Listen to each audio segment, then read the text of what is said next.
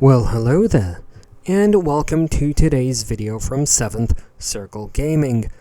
In this video, we're going to be staying in the nation of Japan, although we will be moving around 300 years forward from our last video to the end of the historical Edo period and the start of the Meiji Restoration, in the game Rise of the Ronin.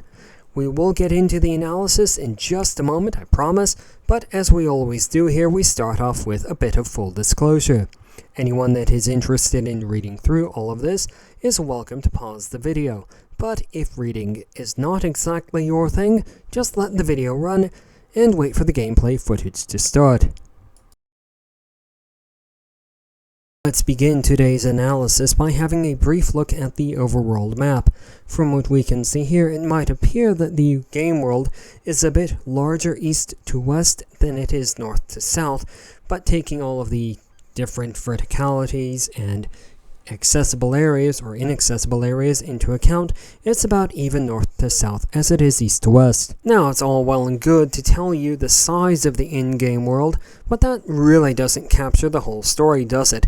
It says nothing about what the in-game world looks like, and in this first bit of gameplay footage for this video, that's what we want to share with you today.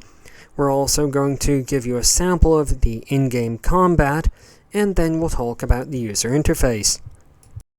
As we said earlier, Rise of the Ronin is set at the end of the historical Edo period and the start of the Meiji Restoration, roughly the mid to late 19th century. And while the architecture that we see on the screen doesn't necessarily support that, certainly the clothing worn by the player character does. The user interface is primarily focused on the edges of the screen, leaving the majority of the play space free to render the in-game world. Of particular note are the items at the lower left and the lower right-hand corners of the screen. At the lower left-hand corner of the screen, we have an item hotbar. The game provides players with two hotbars for items that they can swap in between. Players are going to want to pay very close attention to which hotbar they have currently activated. At the lower right-hand corner of the screen is the currently selected weapon indicator. Players have approximately 4 different weapons that they can swap in between. That's all there is to say about this bit of gameplay footage, so we'll just let you enjoy the end of this combat sequence.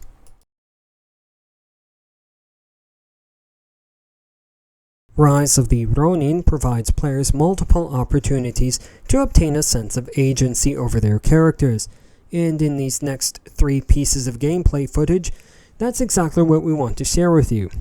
It begins with character creation. As we can see on the screen, players are able to create not just 1, but 2 custom characters. It's worth noting that this screen, or this functionality if you prefer, is available to players at any point in the game, allowing them to change any aspect of their characters at will. In addition to selecting their weapons and armor, players of Rise of the Ronin are also going to need to select a fighting style for their primary and secondary weapons. Some of these fighting styles are going to be automatically unlocked, others will be learned over the course of the game. As with any role-playing game, there's also a skill tree that players will be spending skill points in. However, in Rise of the Ronin, there are 2 different types of skill points that players will earn. Some are acquired by leveling up, others are acquired through other means like purchasing skill books. That is, however, not an end to the opportunities for agency that the game is going to provide.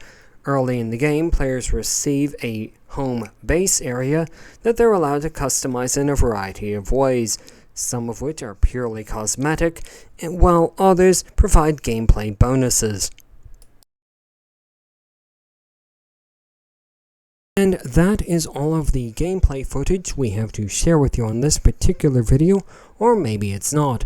Maybe there's a secret gameplay clip coming up later in the video. For now, we're going to move on to our first proper chapter, which is, as it always is, immersion.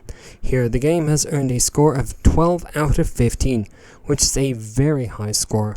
In the primary sources of immersion in the game, as derived from all of our evaluation sessions, seem to be presentation, player agency, statistics focus, and challenge, which essentially means, in no uncertain terms, that the game is going to create immersion by simply letting the player exist in its world.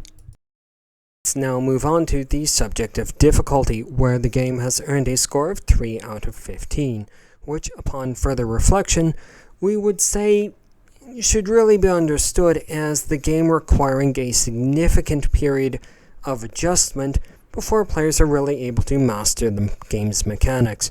Difficulty out of the way, let's now move on to lasting appeal, where the game has earned a score of 5 out of 15 according to our rubric. I don't have anything additional to add on this point, so we will instead move on very quickly to the overall score. All of the official chapters, so let's now move on to the overall score. Overall, Rise of the Ronin has earned a score of 6.7 out of 15. We do have a couple of notices or caveats. First of all, the game does require a solid-state drive, and we would recommend at least a 1 GB solid-state drive. Second is that we do recommend players spend some time examining the graphics settings before starting the game. Now let's get subjective, so get out the salt. First of all, while the game can be played at the lower levels, or at the lower player levels with a mouse and keyboard, once you get higher up, we do recommend pulling out the gamepad. We simply couldn't ask for anything more in terms of player agency. It offers anything that we could want. The in-game story is a little bit nonsensical, and players that don't at least have some familiarity with the major players of this period of Japanese history aren't going to be interested in it at all. For that reason, that we do think that some self-immersion is going to be required. This is where we would normally end the video, but today we do have some bonus content for you. And the first is this bit of gameplay footage that shows an absolutely fantastic bit of animation of the player character resheathing their sword. But wait, that's not all, because there is just one more thing that we want to share with you today, and that is this particular NPC. Now, the game refers to them as the Black Marketeer.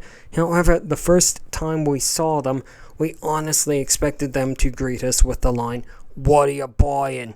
because they totally look like a reference to the merchant in the game Resident Evil 4. Here are the two NPCs side by side. You're welcome to draw your own conclusions, but we do think that there are some definite visual similarities between the two characters. And it is on that final highly subjective note that we're going to leave you today. The next couple of videos, as we said before, are going to be games that we'd had considered for analysis on the channel, but for one reason or another had written them off as not worth it. So from the channel, we just ask you to like, share, comment, whatever the things that the other YouTubers ask you to do, and from 7th Circle Gaming, goodbye.